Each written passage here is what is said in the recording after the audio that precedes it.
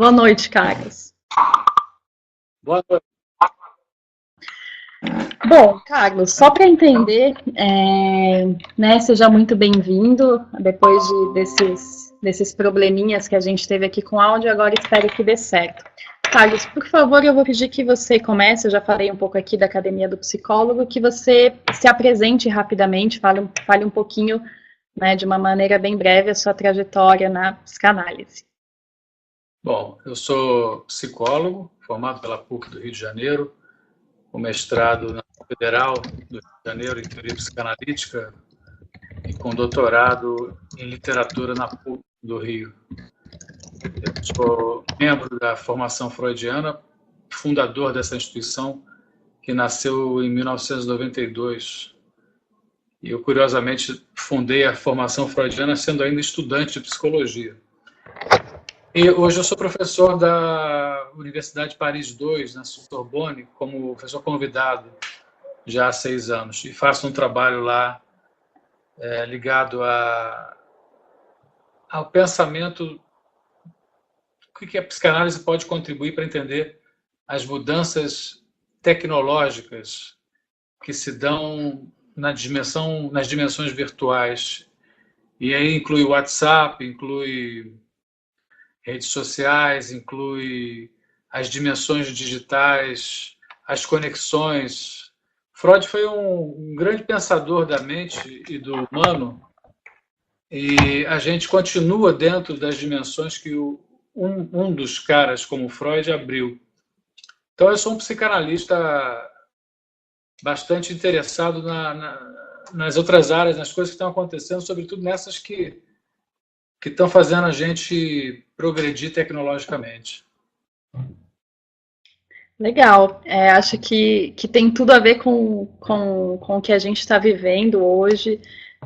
E que bom que a gente vai poder falar de tecnologia. Antes, enquanto a gente estava testando, a gente estava justamente falando, né, de todos esses percalços que a gente tem com a tecnologia. E eu queria que você apresentasse... Eu queria fazer um comentário que é o seguinte. Claro. É tudo muito novo para nós, né? Esses seminários online, essas plataformas, essas ferramentas, e a gente ainda está aprendendo, né? Vou dizer a vocês que é a tendência para frente, mas o pessoal tem que ter um pouco de paciência também, porque sim. as coisas não são tão perfeitas ainda para as conexões.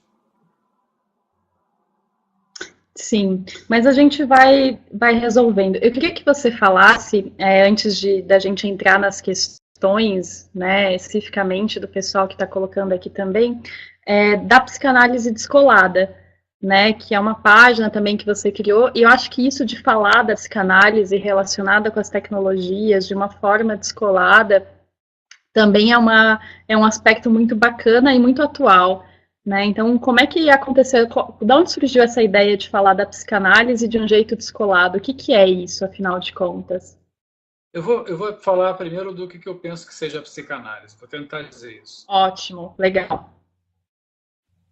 Psicanálise é uma forma de olhar para as dimensões do humano, aquilo que o Freud chamou de aparelho psíquico, de mente, e é uma tentativa de dar conta do que acontece nessa mente, nesse aparelho psíquico.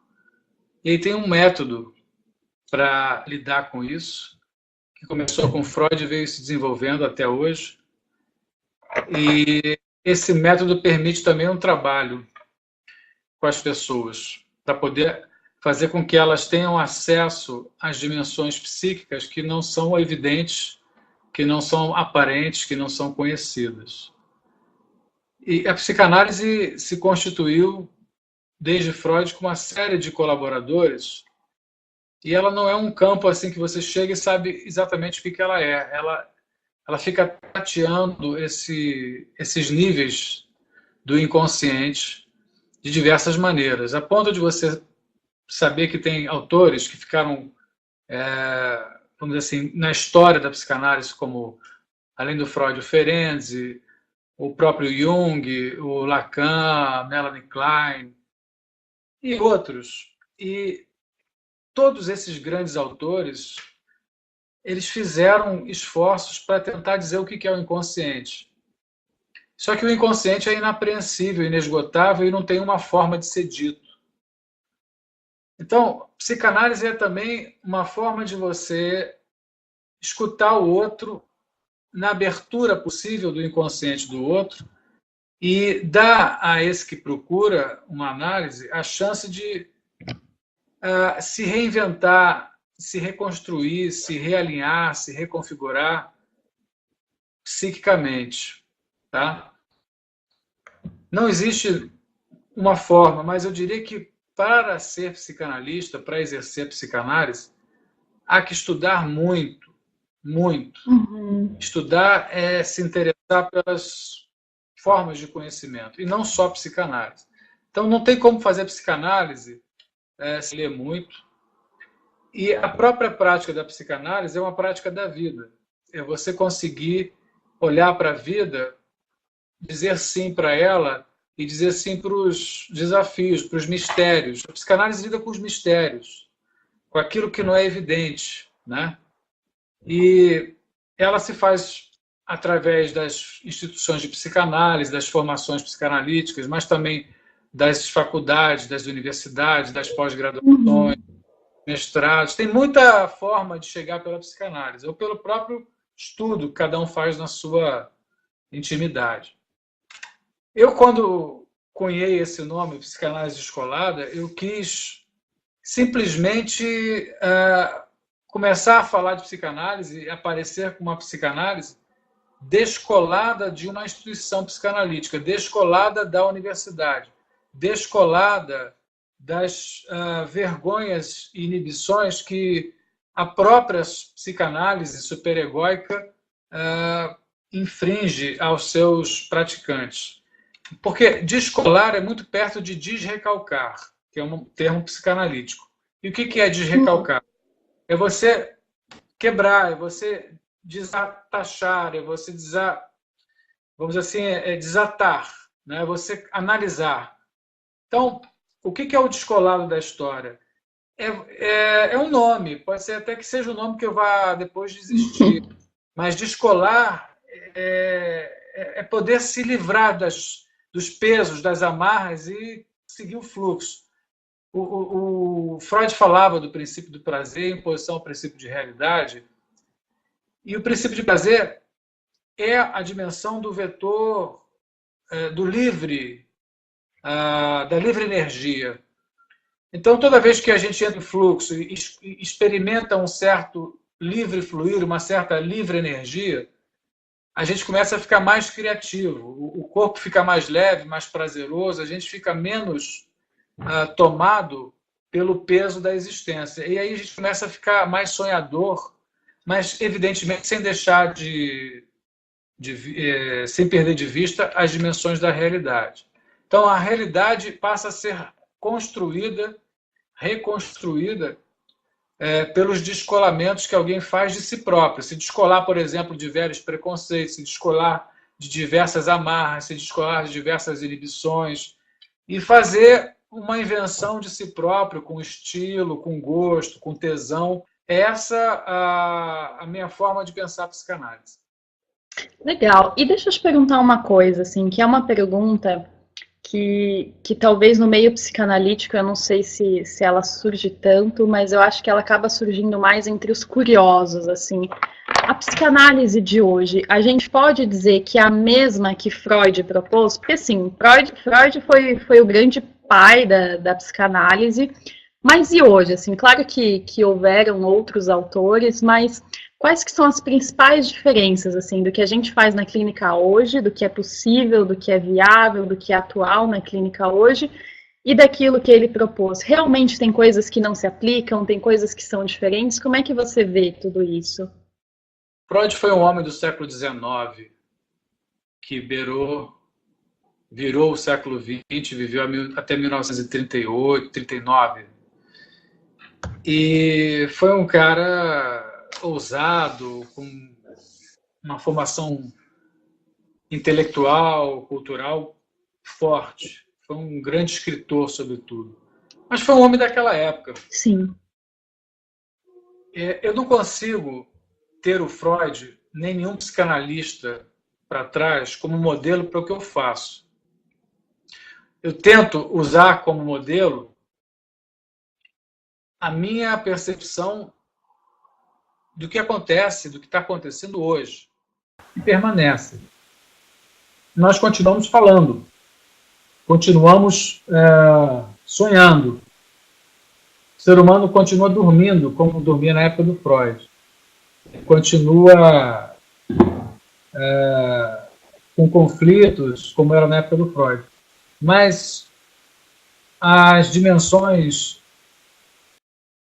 formas que os sintomas se apresentam, ou como o mundo se olha, as pessoas se olham no mundo, é muito diferente. Então você vai ter psicanalistas que vão achar que eles são os próprios Freud, eles vão se vestir como Freud, pensar como Freud, lendo aquelas ações daqueles textos de época, e tem outros psicanalistas que nem vão ler o Freud, que eu acho que é outro tipo de complicação. Então, se tem assim, no zoológico da psicanálise, tem vários tipos de animais. Tem animais que voam, animais que são da água, tem animais que ficam na jaula, tem animais que conseguem passear. Eu estou fazendo uma figura para falar que a psicanálise é ampla, né? Se você quiser a floresta também, né? Árvores, vegetações, formas distintas. Você não vai encontrar, isso é muito curioso, uma psicanálise única, né? Tem lugar para muita enunciação sobre o que seja a prática da psicanálise. Legal. E isso que você falou agora, né, que tem muitas psicanálises, você segue alguma linha dentro da psicanálise na sua atuação? Como é que você vê essa questão das diferentes linhas da psicanálise?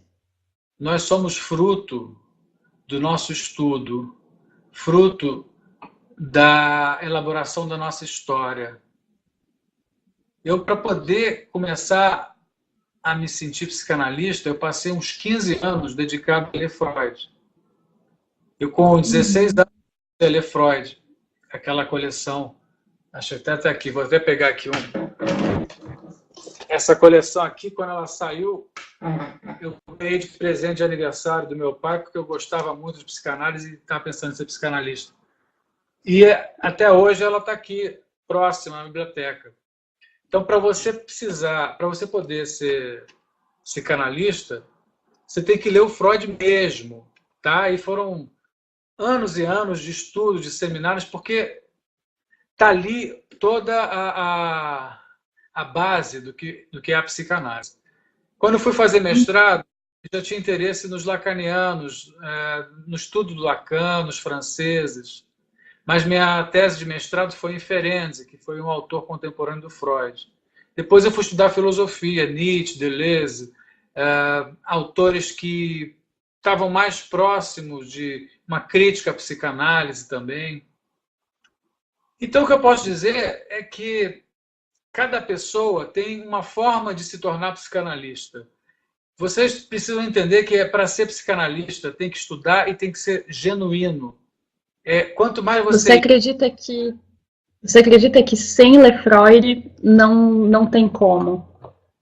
Não ler na raiz mesmo, os escritos de Freud. Se a pessoa tem o interesse de ser psicanalista, ela tem que estudar. E para estudar, são esses textos que estão constituindo a psicanálise. Eu acho muito difícil ser psicanalista dentro de uma dimensão mais consistente sem ler, sem estudar. A leitura é imprescindível, mas não é só do Freud. Na psicanálise descolada hoje, a gente tem de ciência, de astronomia, de física quântica, mas também de formações artísticas, de instalações artísticas, também dimensões de poesia e literatura. Quem quer ser psicanalista, quem atua com psicanálise, tem que ser muito antenado nas formações do inconsciente. Precisa ler, mas também precisa ir ao cinema, precisa escutar música, precisa sentir o corpo, sentir o sol, sentir a praia, precisa estar vivo. E e tornar-se muito sensível às dimensões da existência. Hoje também, se você for ver a internet, ela dá formas, caminhos para as pessoas estudarem resumos. Então, você vai lá e lê um post, lê um resumo. É válido? Dependendo do post, do autor que você está lendo, é válido. Mas não se iludam. Isso não forma um psicanalista na consistência. Tem que ler, tem que ir para seminário, tem que discutir, tem que formar grupos de estudo. Senão fica uma formação frouxa, fica fake, fica absolutamente falseada, mentirosa, porque não tem como você dispensar o conhecimento da literatura, do livro, mas eu estou sendo claro, também você tem que fazer esporte, ou fazer música, ou escutar as suas dimensões de desejo e ir atrás delas. Ou seja, você uma não coisa deixa ser completa, né? Hã? É uma coisa mais completa, né? Porque você está falando de um estudo que é extremamente teórico, pesado, né? Que você precisa realmente se debruçar sobre isso, mas não pode deixar de lado toda essa outra dimensão de cultura e de vivência mesmo, né? Do próprio desejo, enfim, né? Você quer ver outra coisa que é importante para o analista, mas também para os analisandos? Viajar. Sair da caixa e começar a encontrar o estranho, o estrangeiro, aquilo que não se sabe bem o que começa a criar dúvidas e questões. A neurose é uma clausura. Eu falei isso num vídeo lá na Psicanálise Descolada. Neurose, até usei uma grade, estava atrás da grade lá para mostrar se o neurótico ele é fixo nas defesas dele, ele não se mexe muito, ele tenta se garantir. A castração para o neurótico é de limite muito curto. Como é que você supera as dimensões neuróticas? Enfrentando o medo e abrindo as fronteiras. Abrindo as fronteiras também significa dissolvendo as dimensões egóicas. O que é o ego? O ego é um aparato de representação de alguém sobre si, sobre o mundo, narcisicamente e orientado para as dimensões do outro, em que a principal função dele, ou pelo menos uma das principais funções, é garantir a coerência e manter a existência, a autopreservação e uma série de coisas desse nível. No entanto, quando a gente fica cortando demais as fronteiras, delimitando demais, a gente emburrece. Existe uma burrice evidente da neurose, porque é a burrice de achar que é possível reduzir o mundo à própria certeza egóica. Então, viajar, por exemplo, se perder, né? Você vê que a psicanálise ela não pode falar de um telos, de um objetivo a chegar. O Nietzsche foi quem falou, eu não estou interessado em chegar no lugar, eu estou interessado em percorrer, é o percurso, é botar em fluxo o vetor, que é a experiência da análise. E não é só com o psicanalista se apropria dessa ideia. Mas você vai ter pessoas na vida que não são psicanalistas e vão entender isso. Né? Fazer da vida... Foi o Jung que falou a seguinte frase: Life is a quest. Estou falando em inglês, né? A tradução que eu li foi em inglês. A vida é uma aventura, é uma grande expedição. Às vezes as pessoas levam a sério demais, como se viver fosse sei lá, uma prova de vestibular, ou como fosse uma tarefa muito dura e difícil, e vai ficando cada vez mais difícil.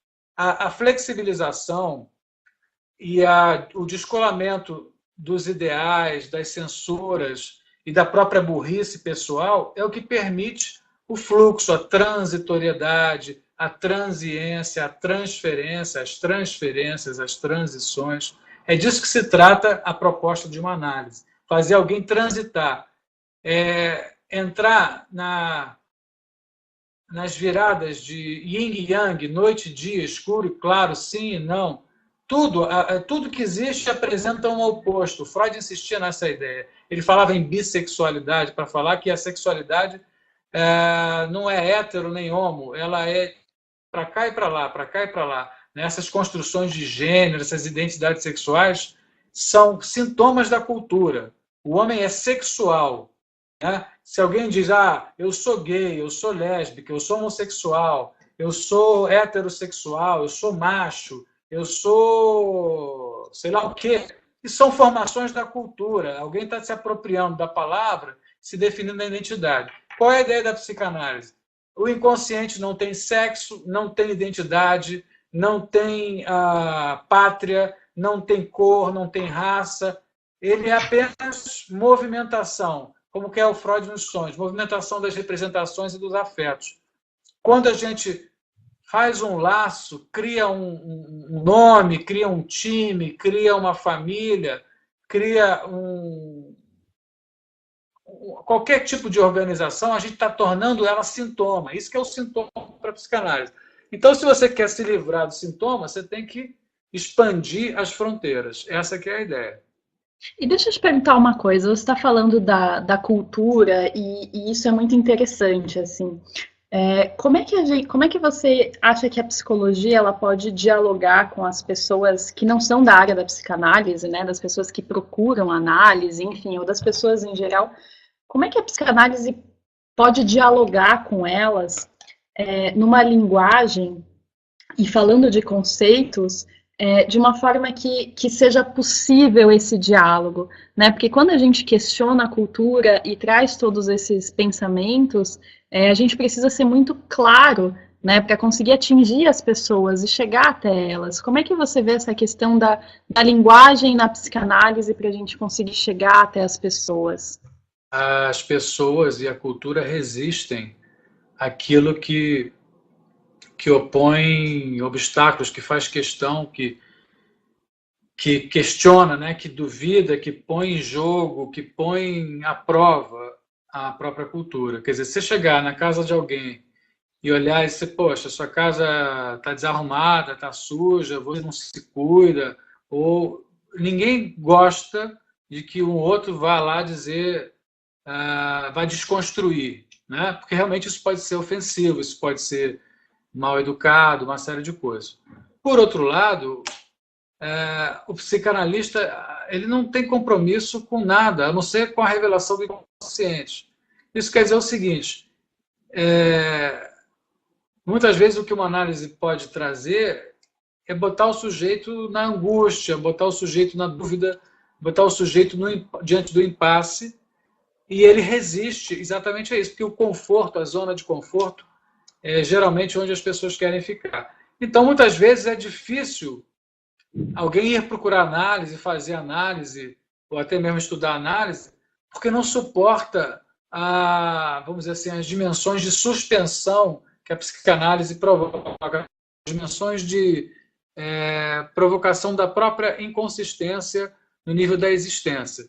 Ora, eu posso ser um psicanalista, botar um filme, sei lá, tem agora um filme com esse argentino que está na moda, o Darín, que aliás é muito bom, sobre neve, eu não esqueço agora o nome do Negra, está em cartaz agora.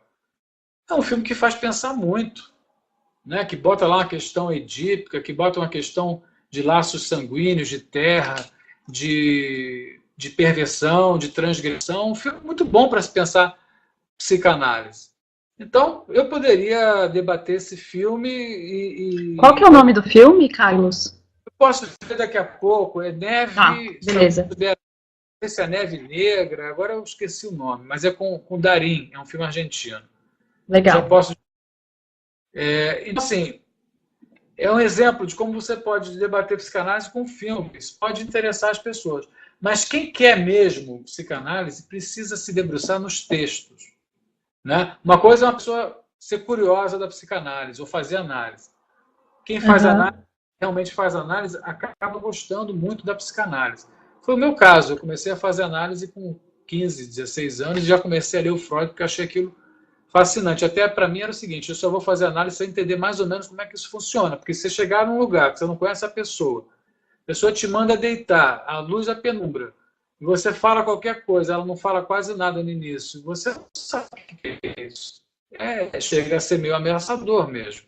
Então, a psicanálise não é muito friendly, ela não é muito amigável de cara, porque ela questiona, ela dá um tapa na cara para poder fazer o sujeito acordar. Muita gente não quer acordar. E nesse caso, assim, isso me deixa muito curiosa, porque falar entre psicólogos, como a gente está aqui, né, a maioria das pessoas que estão assistindo são psicólogos ou estudantes de psicologia, e falar disso tudo parece que é muito mais fácil. E você falou que a psicanálise não é muito amigável. É, como é que você faz normalmente quando chega um sujeito no consultório junto com você, querendo análise, mas não conhece tudo isso? Como é que você ambienta ele em todo esse processo? Quando alguém chega até mim, já chega transferido, já está operada uma transferência, seja porque viu algum artigo meu, algum post, algum vídeo, alguém recomendou, algum paciente meu indicou, ou ele me viu falar em algum lugar. Então, ele já chega predisposto a me reconhecer como interlocutor e supor que eu possa ajudá-lo, supor que eu saiba. Então, essa forma de chegar, quando a pessoa já chega transferida, significa também que o sintoma dela, a angústia dela, vai querer fazer vínculo com aquele suposto conhecedor, como dizia o Lacan, o suposto saber que se instaura ali. À medida em que a pessoa vem e fala sobre ela, eu tenho que prestar muita atenção naquilo e para poder entrar naquela frequência onde ela está, que certamente é uma frequência muito restrita, porque ela está sofrendo, porque ela está angustiada, porque ela está neurotizada. Então, eu vou ter que conseguir me sintonizar naquela frequência e fazer algum tipo de vínculo com ela, dizer alguma coisa para ela, algumas coisas que possam suscitar nela a vontade de continuar falando, a vontade de vir novamente ao consultório, de marcar uma sessão novamente. Para um analista que está iniciando, isso é muito mais difícil.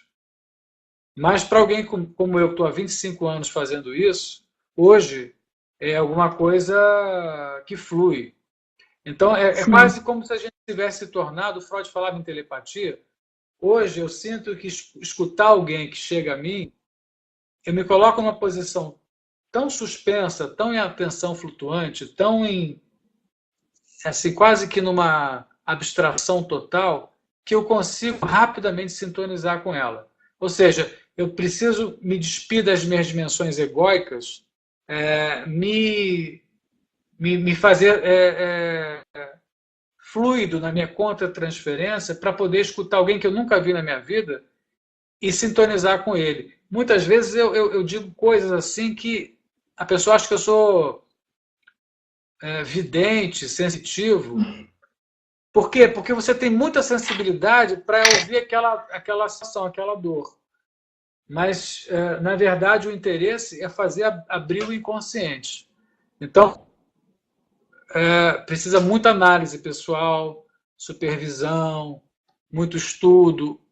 A psicanálise não é um ofício simples. O psicanalista nunca termina de estudar. Se eu fui ao cinema para falar para vocês agora desse filme do Darim, que é Neve, e o resto eu recalquei o nome. Eu fui ao cinema às 10 da noite de segunda-feira, foi exatamente isso, mas vocês vejam que eu estava trabalhando, porque o filme me faz trabalhar. O psicanalista não tem aquela coisa de chegar na empresa, trabalhar de 9 às 5 e acabou, ele esquece o trabalho, não. A nossa empresa é o nosso inconsciente. Nós trabalhamos full time, estamos dormindo, às vezes estamos sonhando com algum paciente ou acordamos com uma ideia para dizer para um paciente que pode mudar a vida dele e você nem sabia que você estava trabalhando às 4 da manhã de um sábado numa viagem de lazer e aí eis que te aparece uma ideia que só vai, vamos dizer assim, ser dita para esse paciente 6 meses depois. Ou seja, isso que era a temporalidade do Freud. Trabalhar não na linearidade, não no tempo de Cronos, mas nos tempos que vão se fazendo nas dimensões múltiplas. Basta sair um pouco do sítio do ego, da burrice do ego, para perceber que as dimensões estão por todos os lados, por toda a parte, as dimensões com as quais a gente pode fazer sintonia. E, bom, isso é uma coisa que vai pegando com o tempo, né? Mas é fascinante.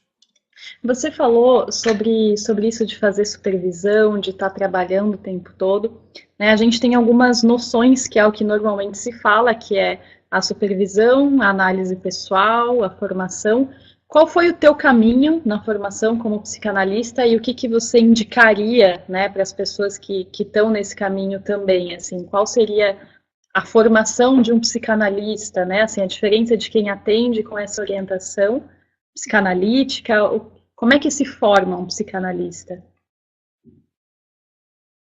Bom, eu quando fui fazer psicologia na PUC, eu tinha 19 anos, 18 para 19, e fiquei 5 anos no meu curso de psicologia, estudando muita psicanálise, muito Freud. Eu não queria sair de noite para poder ficar decifrando textos do Freud, entende? Então, é assim, é um tesão pela leitura. É tesão para Uhum. comprar livro, para hoje é baixar livro, é comprar pela estante virtual, é trocar figurinha com os colegas, e, enfim, tem várias formas. Existem livros que são audiobooks, então tesão do livro eu botaria em primeiro lugar. O livro, Legal. as obras, isso em primeiro lugar. E depois é você trocar com quem tem experiência, né? Ou seja, você entrar para uma sociedade de psicanálise e você poder participar das aulas, dos seminários, fazer grupo de estudos, montar grupo de estudos, ir a congressos. Mas volto a dizer, também tem que trabalhar o teu corpo, né? Eu, por exemplo, eu adolescente já fui aprender violão, eu fui aprender guitarra, eu gostava dos Beatles e fui aprender a cantar com as músicas dos Beatles e até hoje canto e faço minhas músicas, tenho os meus instrumentos. Legal. Vou até mostrar igual você, parece até que é o que eu sou. Olha como é parecido, olha só. Deixa eu mostrar aqui os meus instrumentos. Olha esse lá, ó, tá vendo? Oh, que legal. Está aqui também a biblioteca também, ó, parte dela. Que E aqui está o meu bacana. estúdio de música. Ó. Esse aqui é o meu estúdio de música. Ou seja, a gente a gente não dispensa nada para se tornar psicanalista. Se você fez balé, o balé vai te ajudar muito, porque ele te mostra formas, entende? Balé é uma coisa fantástica. Eu fiz 12 anos de jiu-jitsu, arte marcial, e aprendi muito com isso. Fiz aula de canto. Então, a forma de você falar, saber respirar, todo conhecimento vale. Todo conhecimento vale. E nada se perde. Aí eu falei, a viagem, você viaja. Você quer investir em você, viaja todo ano. Se puder, vai para fora do país. Sabe? Vai aprender língua. É outra forma de você mexer com o inconsciente. Né? O inconsciente não é nada senão a multiplicidade de formas de linguagem que se apresentam. Nós falamos, é só um tipo de linguagem. A língua portuguesa, na riqueza dela, é tão somente um tipo de linguagem. Porque tem a linguagem dos computadores, a linguagem musical, dos instrumentos, a linguagem do silêncio, a linguagem dos símbolos, das cartas, a linguagem do sexo, a linguagem do amor. É absolutamente infinito. Então, para você poder fazer girar o inconsciente para alguém, você tem que ter aberturas. Quanto mais experiência eu tenho, quanto mais tesão eu tenho na vida e nas coisas que ela oferece, mais eu consigo sintonizar com o inconsciente. Isso tudo que você tá falando, eu não sei se você já ouviu falar, tem algumas pessoas que falam que a psicanálise é uma arte mesmo, né? E aí, é uma arte, é uma ciência, é as duas coisas? Como é que fica essa classificação? Não sei se a gente pode chamar assim, mas existem uma série de questionamentos sobre a cientificidade do inconsciente, e a gente fala de uma mistura de muitas coisas. Como é que você vê isso? Freud já tinha posto isso desde o início. Para ele, a psicanálise era uma jovem ciência que quebrava paradigmas, incluía o inconsciente, era a terceira ferida narcísica na história, né? Depois de Copérnico, por exemplo, a psicanálise se colocava lá como um novo impasse estrutural, que o homem não era mais senhor de si próprio. E também, olha, o quanto Freud citou de Shakespeare, Sófocles, a arte ao longo do tempo. O Freud era um obcecado por esculturas, era um cara ligado em arqueologia, até disse que a psicanálise era um trabalho de arqueologia. Era um cara interessado nas civilizações antigas. Então, e era um cara de ciência, quer dizer, de estudo, de tentativa de hipótese, de comprovação de hipótese. Eu vou dizer a você o seguinte: a psicanálise é tanto ciência quanto arte, quanto qualquer coisa, porque o consciente é absolutamente aquilo que abrange. Então, a arte é um discurso possível para o inconsciente, uma forma. A arte é um tipo de formação do inconsciente, a ciência é outra. Você perguntar assim, o que é mais psicanalítico? A ciência ou a arte? Não tem como você dizer isso. Você tem entradas diversas e múltiplas para falar do humano, para falar do inconsciente. Então a música pode ser tão psicanalítica ou se valer tanto para a psicanálise, quanto uma experiência de laboratório com ratos. Vejam bem, a psicanálise, se ela quer realmente o inconsciente, a abertura, ela precisa deixar de lado o preconceito, a ignorância e os limites. A castração da psicanálise tem que ser no limite da existência e não no limite da crença. Né? Toda crença é burra, porque as pessoas, em geral, acham que o que elas acreditam, que a religião delas, o time delas, o modo de pensar delas, a moral delas é melhor do que a do outro. E não é. Né? São formas distintas. Para ela pode funcionar melhor, mas aí o cara começa a impor isso para o outro, querer começar a julgar demais o outro, aí já sai, você não tem nada de psicanálise nisso. Né? Psicanálise não pode ser partidária. Né? Eu vou agora botar uma bandeirinha aqui de um partido político e dizer que esse partido é bom e esse que é verdadeiramente psicanalítico. Se eu fizer isso, eu estou, a meu ver, completamente distante da psicanálise. A psicanálise ela é praticamente etérea nesse sentido. Muito bacana. Eu acho que falar de tudo isso, falar da psicanálise é muito gostoso. Eu queria entrar um pouco nessas questões que a gente comentou um pouquinho no início, assim, da tecnologia, da internet, do WhatsApp, do Facebook. Como é que tudo isso dialoga, assim, com a psicanálise, com o consultório, com a formação e com todo esse mundo psicanalítico?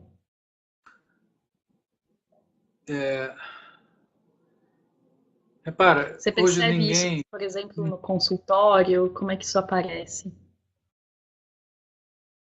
As pessoas não dispensam o celular, né? É muito difícil alguém não ter um celular. E quem tem celular hoje, por exemplo, tem o WhatsApp. E o WhatsApp tem... As estatísticas aí são bilhões de mensagens. Não sei se dia, semana, mas é uma coisa estrondosa. Se o planeta tem 7 bilhões de usuários, vamos brincar assim, né? São 2 bilhões usando o Facebook e outros 2 bilhões usando o WhatsApp e por aí afora. A gente não tem como, hoje, dispensar esses links, esses vínculos.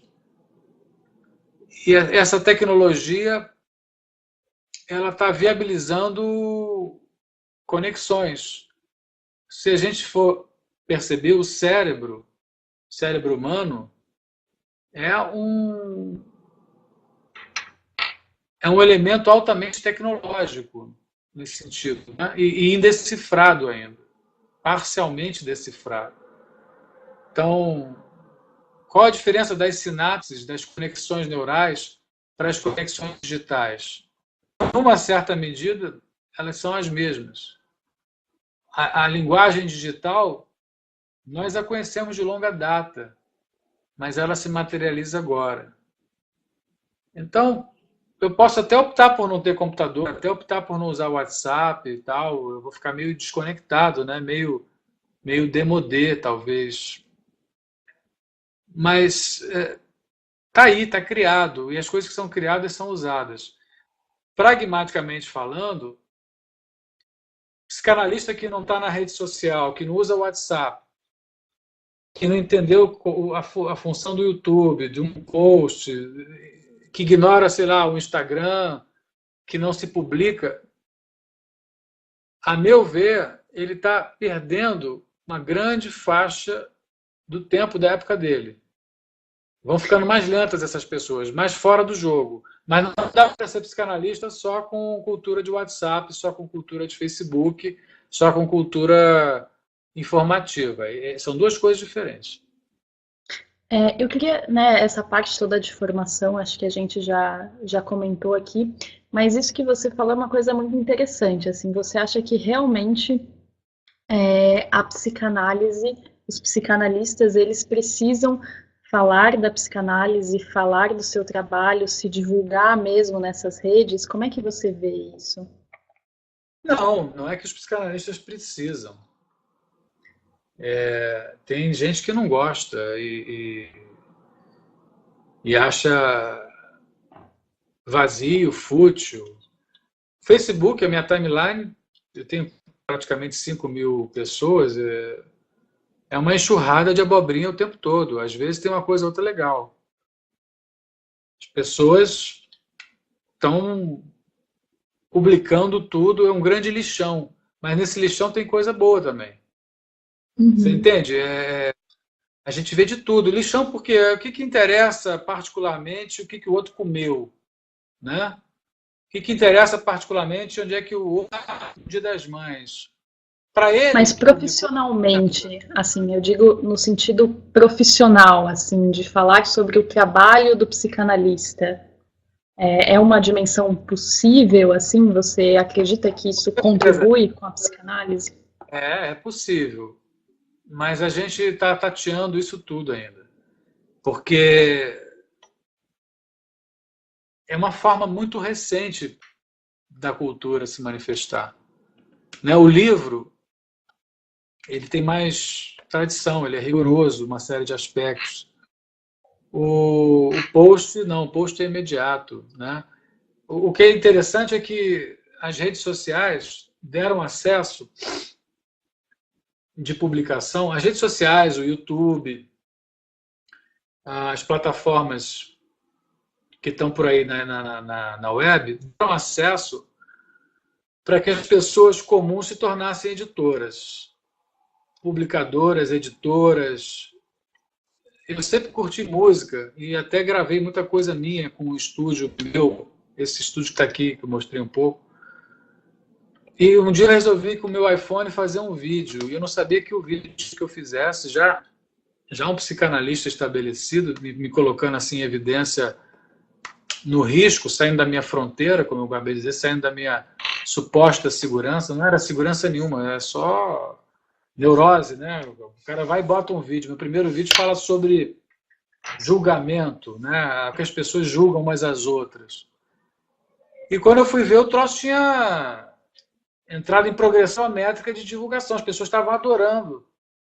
E eu só tinha feito isso, eu botei um iPhone, apertei play rec e resolvi falar, nem escrever, eu nunca escrevo o que eu falo de improviso. E aí eu percebi, pô, o negócio ficou bom, porque parece que o que eu estou dizendo aqui interessa a muita gente. E aí eu fiz uma série de 20 vídeos chamado Conversas sobre Psicanálise, que me mostraram assim, tem muita gente interessada em ver coisas legais na web, tem muita interlocução. E, bom, já tem uns 4 anos que eu tenho um trabalho continuado e hoje eu tenho uma equipe comigo, uma grande equipe, mas tenho colaboradores. Até aproveito e digo também que a minha colaboração é aberta. Eu tenho um site aberto para quem quiser frequentar e colaborar. É um tipo livre, né? E não entra em contradição, por exemplo, com o de vocês, que é outro tipo. Eu faço outro trabalho, que é um trabalho sim. De você poder deixar as pessoas se manifestarem, cada um de um jeito.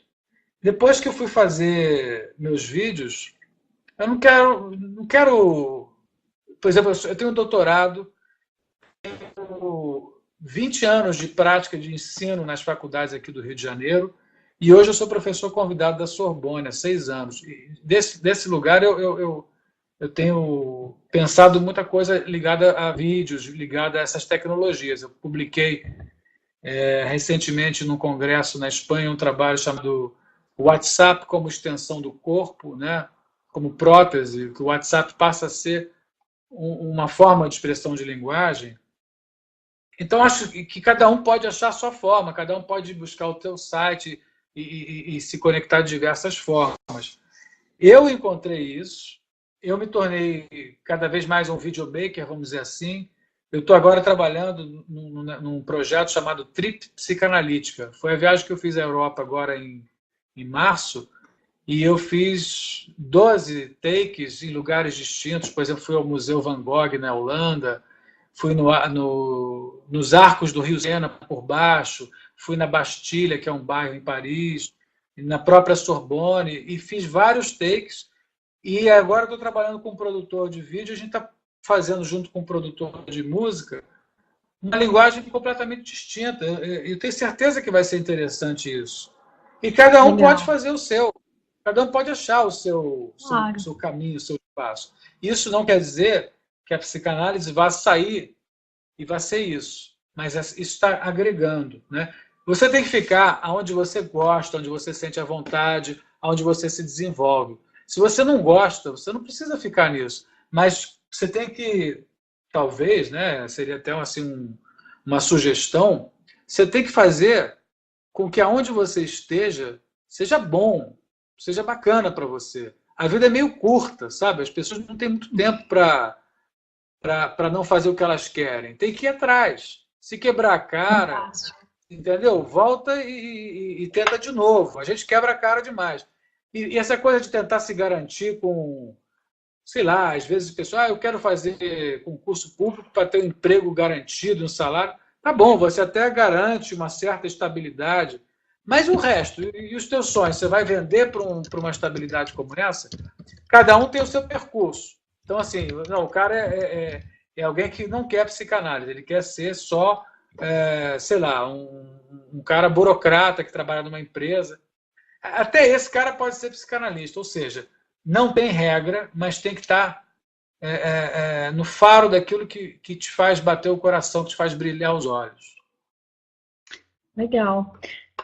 Eu vou te fazer uma última pergunta antes de abrir para o pessoal que está aqui assistindo, caso eles tenham alguma questão que eles queiram fazer. Mas eu vou abrir para uma pergunta que eles fizeram no começo, na verdade, que foi sobre o número de sessões. Eu não sei se, diante de tudo isso que a gente está conversando, se a gente ainda fala de regras muito rígidas na psicanálise. Mas se você puder falar um pouco de quantas sessões por semana, tempo de sessões, ainda existe uma regra para isso? Ou não existe, a gente consegue ir dialogando com o bom senso? Enfim, como é que você percebe essa questão mais de tempo com o cliente, frequência, todos esses contratos assim que se estabelecem? Caso a caso. Não dá, talvez, para fazer uma análise sem pelo menos uma vez por semana. Eu acho que um trabalho flui com 2 vezes por semana, porque também o cliente não tem muito tempo, às vezes, para poder ir para o consultório numa cidade como o Rio de Janeiro, que o trânsito é complicado, que as pessoas têm muitas outras atividades, e também o custo de uma análise acaba sendo elevado para a população mediana, né? A análise é cara, não é um dispositivo barato, e então também vai de cada analista, né? Tem analistas que têm flexibilidade maior, outros nem tanto. E eu acho que tem que discutir caso a caso. Na época do Freud era diferente, porque ele fazia análise 5 vezes por semana, mas as análises duravam 2, 3 meses. Hoje a análise pode durar 5, 10, 15 anos e dura porque o sintoma dura, porque a resistência dura. O analista não acertou na mão do inconsciente. Mas é caso a caso, e eu diria que a média dos meus pacientes é de 2 vezes por semana, embora não seja uma regra. Tem gente que fez 3, às vezes vem 4, depende também da crise, né? Por exemplo, se chega uma pessoa muito deprimida, com uma angústia dilacerante, com um risco, às vezes, sei lá, de se jogar em algum lugar, de se botar em risco de suicídio, aí eu só aceito se vier do dia até que a crise passe, por exemplo. Então você vai fazendo determinadas combinações ad hoc, ou seja, cada caso é uma situação diferente. Bacana. Teve uma pergunta aqui que agora eu vou fazer da Paula do Corne, que está assistindo a gente, e ela perguntou como você enxerga os atendimentos online. Você acha que isso é uma possibilidade, né, tendo em vista tudo isso que a gente está vivendo para agora, para o futuro? O que você pensa sobre isso para a psicanálise? É uma possibilidade. Existem muitas pessoas fazendo isso, muitos psicanalistas, mas é também muito incipiente, a gente não sabe bem. Por exemplo, como é que alguém se autoriza analista? Se está dentro do consultório, tem um diploma, tem um registro municipal, tem uma autorização dos companheiros no nível do pacto social de uma sociedade de psicanálise. E se você está dentro do universo web online, às vezes não tem nada disso e resolveu dizer que um dia que era psicanalista e está analisando. Então tem riscos. Né? Precisa de toda a comprovação também, né?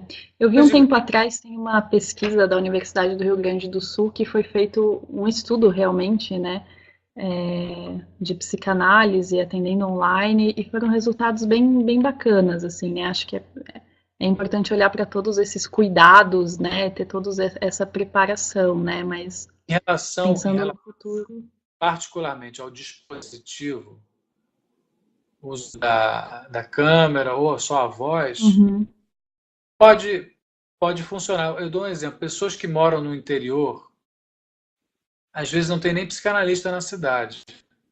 Ou moram no interior, tem psicanalista, mas não querem se expor porque é tão pequeno aquilo lá que elas se sentem seguras. Então, ou a cabeça é tão fechada de um analista de uma cidade que... Enfim, que algumas cidades, nitidamente, a cultura é muito mais restrita do que as megalópolis, que estão abertas. Né? Isso não quer dizer que a cidade do interior seja melhor ou pior, mas é evidente que se você tem muito mais fluxos dentro de uma grande cidade, você tem maiores aberturas, menos dimensões recalcantes, sobretudo do olhar do outro. Né? Quando você anda nas ruas do Rio de Janeiro, você não encontra ninguém, eventualmente um ou outro. Mas se você anda numa cidade pequena, você acaba conhecendo todo mundo se vigia. Então, quem quer fazer psicanálise precisa de fazer com estranho, com sigilo, com uma entrega para poder dizer coisas que não diria para um conhecido, para um amigo.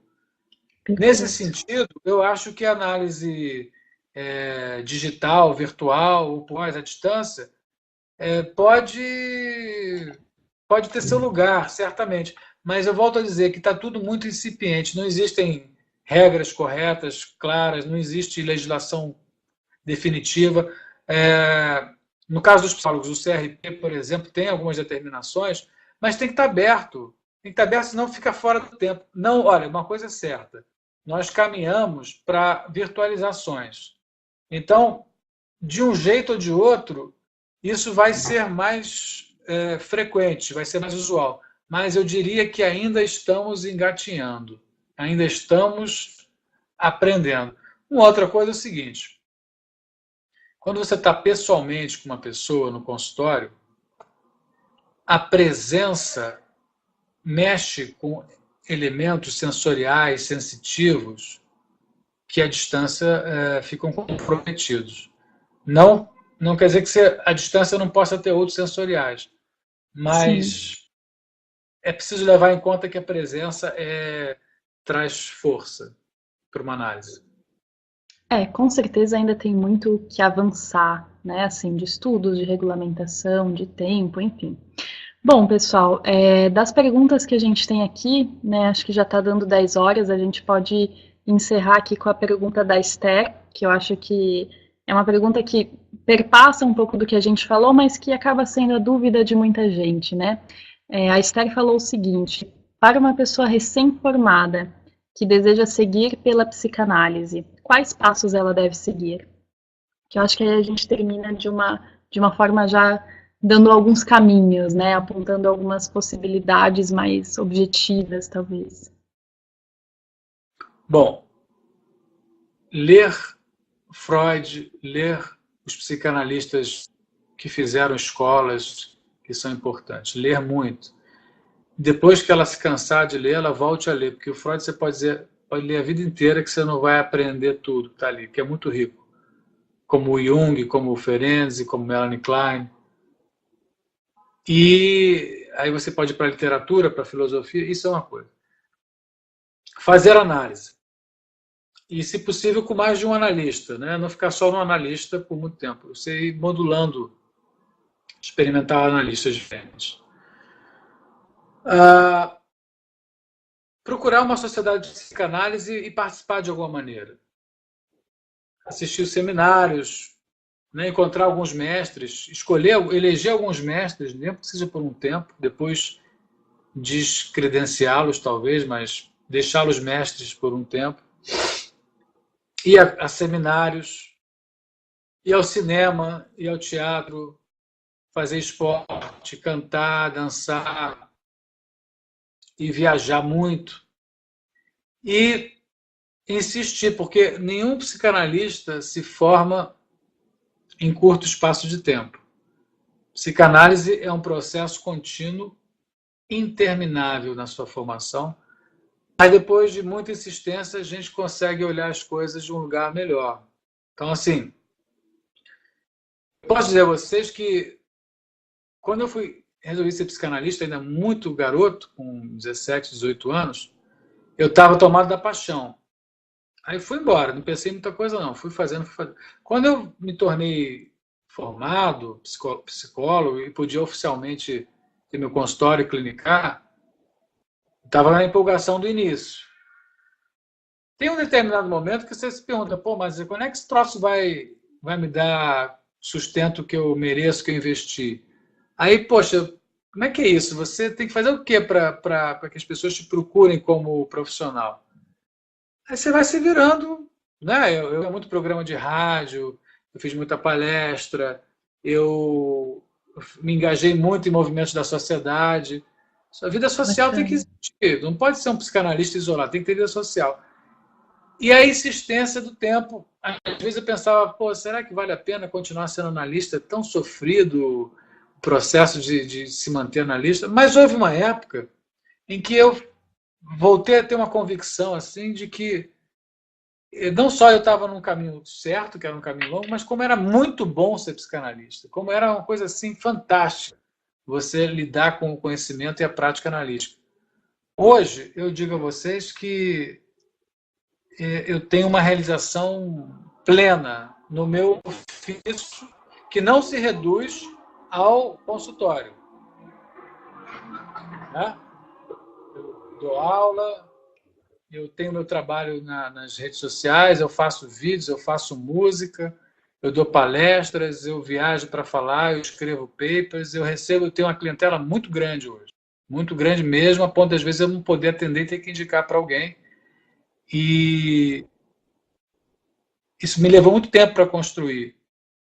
Mas hoje eu sei que cada tempo que a gente vence, a gente vai ficando melhor analista também. Então, quem quer isso vai ter um estilo de existir para a vida toda. E é bom abrir a cabeça e mudar, e ir procurando coisas novas. A abertura, a meu ver, é o mais importante. Bacana. Eu falei que era a última pergunta, mas aqui nos comentários tá rolando mais uma questão, que aí eu vou pedir para você responder ela. E se puder, aí você já dá a sua mensagem final também, né, antes da gente finalizar, que é a questão de precisa ser psicólogo para ser um bom psicanalista? Ou é possível ser um bom psicanalista mesmo que não tenha essa formação inicial em psicologia? O que você acha, Carlos? No início, os psicanalistas eram apenas os médicos. Para a psicologia entrar, foi muita batalha. E aqui no Brasil, no Rio de Janeiro, década de 60, 70, nos anos 80, com a influência do Lacan, é que se abriu muito para os psicólogos, porque a psicanálise era proibida. Não só para psicólogos, mas para os homossexuais, para aquelas minorias que poderiam ser, assim, a boca pequena, reprovadas. Certamente que era uma questão muito moralista e elitista, ou seja, era muito babaca a psicanálise dos anos 60 e 70 nesse quesito em relação às diferenças. Gente, acho que caiu realmente um pouquinho a conexão do Carlos, infelizmente, na última pergunta.